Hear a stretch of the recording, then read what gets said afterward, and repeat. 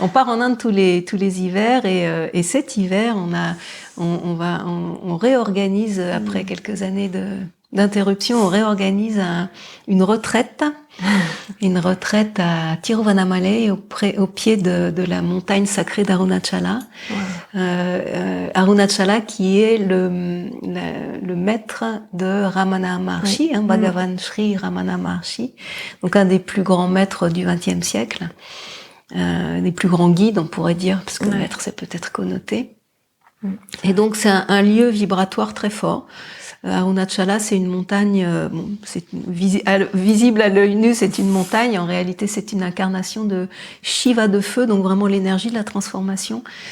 Et il y a vraiment une force magnétique là très importante. On y retourne tous les ans et on est de plus en plus en fait appelé à y retourner.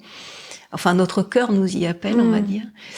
Et cette année, on a trouvé une maison Sangam, qui accueille des stages, qui est un endroit incroyable avec des belles chambres, une vue sur la montagne, un espace pour pratiquer, une salle pour pratiquer et une terrasse avec la vue sur la montagne. Donc on va pouvoir comme ça jouer avec les différents espaces, qui est toute proche de l'ashram. Et de la montagne, donc, puisque l'ashram est au pied de l'ashram de Ramana Maharshi est au pied de la montagne. Et donc voilà, c'est en février 2025. Et les inscriptions sont ouvertes. Super, il y a de la place. Voilà. Super. Donc tout est sur ton site. Moi, je vais mettre les liens de toute façon dans le descriptif. Donc n'hésitez pas à y aller. Ouais. Donc ça, c'est notre. En fait, ça s'est décidé vraiment il y a une quinzaine de jours. Donc c'est tout frais. J'ai trouvé cet endroit, j'ai contacté la personne. Il s'est trouvé qu'en fait, on s'était déjà rencontrés l'année dernière par l'intermédiaire d'une amie commune. Enfin bref, d'une amie qui chante avec nous, donc qui connaît notre travail. Enfin, les choses se sont ouvertes toutes seules et ça correspondait à un moment où je me disais j'aimerais bien trouver un endroit pour voilà, et c'est arrivé. Waouh, super. Donc on a monté ça vraiment très rapidement et ça va être un très grand moment. Ça va être incroyable. Un très grand moment de chant et aussi de découverte de cet endroit. Nous ça fait moi, ça fait plus de 30 ans que je connais Tiruvannamalai, et ça fait 10-12 ans qu'on y va tous les hivers, qu'on y passe au minimum on a commencé avec une semaine, maintenant c'est 2 mois. D'accord. Donc on y passe vraiment du temps et on a beaucoup de contacts là-bas, donc c'est aussi, on va faciliter la découverte de ce qu'il y a à découvrir là. Génial. Voilà. Incroyable. Donc ça, c'est la grosse actualité de l'hiver. Après, on a des journées en Bretagne. On développe de plus en plus les journées en Bretagne. Ici notamment aussi. Notamment au Chala. Et puis des stages, des week-ends. Des week-ends. On fait dans l'année en général. On fait des week-ends. Le prochain, c'est La Rochelle. Super. En octobre. Et puis ensuite, on en a plusieurs, en fait. En Bourgogne, il y a Aux Saveurs de l'Instant. En octobre et en novembre, en Belgique. Ouais. Voilà. Oui, non, on se retrouve en octobre d'ailleurs au Saveurs de l'Instant. On se retrouve aussi en octobre là-bas. Et en Inde du Nord au mois de mars. Ça va être encore une grande aventure. Voilà, pour la formation. Et là, pour la formation, il y a une partie de la formation en Inde, dans cet ashram avec ce fameux maître qui a dit à Adam, toi. Ouais, j'ai vraiment hâte parce que ça fait des années que je veux aller en Inde et je trouvais pas justement les guides ou les personnes avec qui j'avais vraiment envie d'y aller. Et voilà, j'ai hâte. Oui, là aussi, ça va être un grand moment. Ce sont vraiment des moments uniques. On partage des choses qui sont vraiment au-delà de l'exprimable. Super. Merci beaucoup. Alors, je clôture toujours avec une pratique qu'on peut faire chez soi. Et notamment, aujourd'hui, je t'avais demandé une pratique sur la voix, si c'était possible, pour justement, par rapport à ce que tu évoquais, comme c'est très intime, pouvoir peut-être se familiariser avec cette vibration qui est la nôtre. Est-ce que tu peux nous partager cette pratique, s'il te plaît ? Oui, on va enfin entendre ce merveilleux instrument qui est le tien, celui-là, le tempura. Voilà. Donc le tempura, qui va nous donner en fait juste un fond sonore, un bourdon. Peut-être il faut que je le mette plutôt de ce côté-là. Oui, je vais le mettre plutôt comme ça. Si c'est ok pour toi, sinon on peut changer. Je vais me mettre peut-être plus de. Non, ça va, mais c'est pour pas que ça vibre trop dans le micro parce que sinon on n'entendra plus rien. Et donc, je vais partager le bourdon, qui est aussi une pratique de yoga d'ailleurs. Hein. Et pour préparer la voix avant de chanter, avant n'importe quelle pratique de chant, je fais toujours bourdonner. Et c'est pas moi qui ai inventé ça, hein, c'est notre maître de chant nous faisait faire ça aussi. Et je pense que c'est vraiment une pratique qui remonte à très très très loin dans le temps pour les musiciens. Donc de bourdonner sur le support du tempura. Donc le tempura nous donne la première note de la gamme qui s'appelle le sa, sahaj. Donc peu importe, hein, on va simplement bourdonner tous ensemble sur la même fréquence du sa. En l'occurrence là c'est un sol dièse, hein, qui est accordé sur une voix de femme. Et le simple fait de bourdonner, ça va nous harmoniser, ça va nous poser, ça va nous intérioriser, nous centrer. Et puis ça va préparer la voix, ça va chauffer les cordes vocales, on pourrait dire. Ça va ouvrir aussi l'oreille, ça nous oblige à écouter le tempura. Donc il y a vraiment toutes les dimensions sont là. C'est très simple là aussi, et en même temps il y a tout. On pourrait passer 1 heure à bourdonner. Hein. Ouais. Ça fait un travail extraordinaire sur la voix.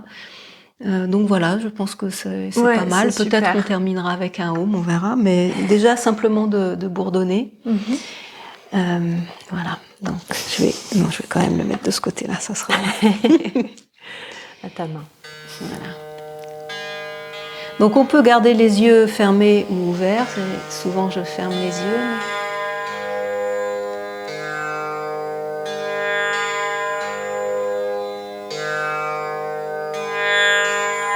On écoute le son du tempura.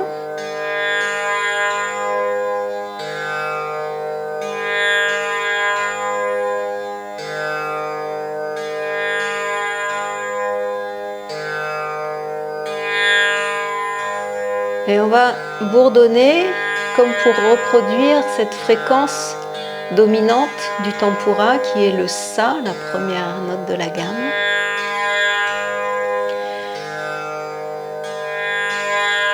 On prend juste un petit moment avant de commencer à bourdonner pour vérifier que le visage est bien relax, bien détendu. Détendre les mâchoires, les lèvres.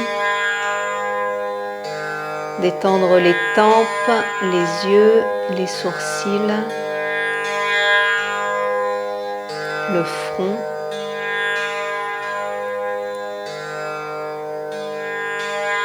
Les oreilles. Adoucir le visage.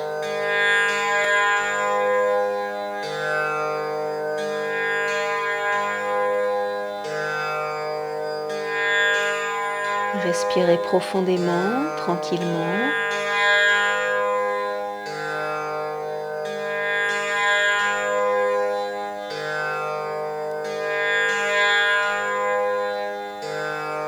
Et on commencera à bourdonner, bouche fermée, mais sans serrer les lèvres. On doit sentir que ça vibre entre les lèvres.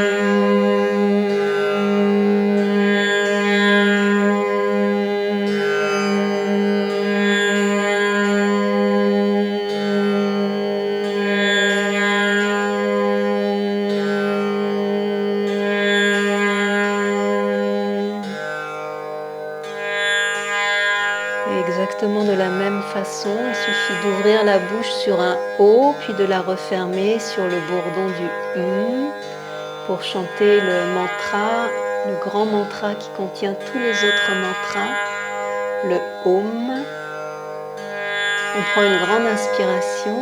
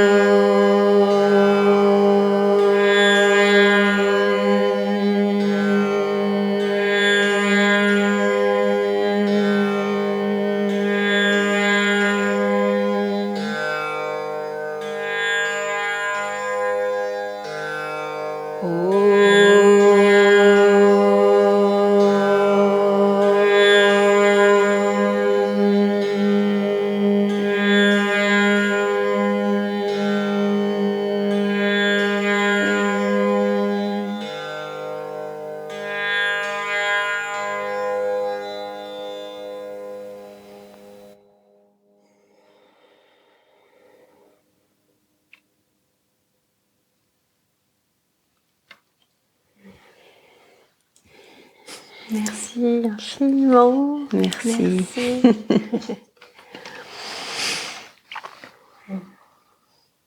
On est tout de suite dans une autre dimension. Hein. Ouais, on est ailleurs. Ces temps de silence longs, tellement précieux aussi, après les pratiques. Toujours dur de les briser.